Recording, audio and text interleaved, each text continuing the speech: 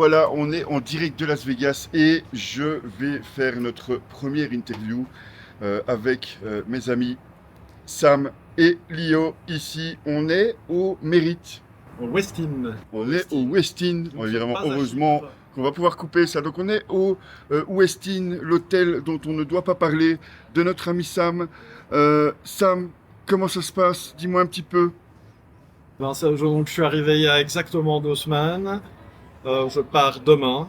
Donc je serai resté 2 semaines sur place, qui est mon absolu maximum dans cette ville, que je déteste. Je dois quand même le dire et le répéter. Je sais que les gens me prennent jamais au sérieux quand je dis ça, mais en fait je déteste vraiment Vegas. Mais par contre, j'adore le poker. Et c'est l'endroit dans lequel je joue au poker, l'endroit idéal, surtout en cette période de l'année où les tournois sont beaux, les tournois sont gros.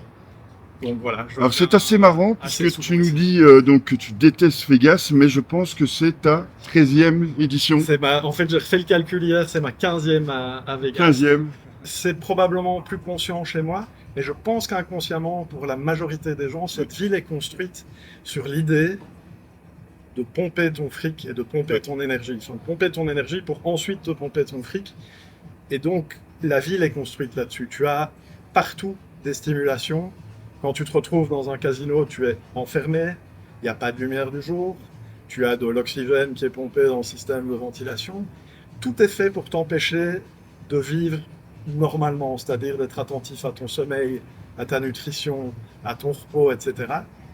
Et donc, pour moi, l'expérience que j'ai de Vegas, après 15 séjours ici, c'est vraiment d'avoir enlevé toutes les distractions possibles et toutes les formes de fatigue possibles pour, une fois à table, donner le meilleur de moi-même. Et évidemment, je crois, en tout cas pour moi, c'est peut-être pas la même chose pour d'autres personnes, mais pour moi, ça passe par le confort de vie autour, par l'exercice, par le repos, je commence toutes mes journées en écoutant de la musique quand je me dirige vers la table, par exemple, pour vraiment me mettre dans les bonnes conditions.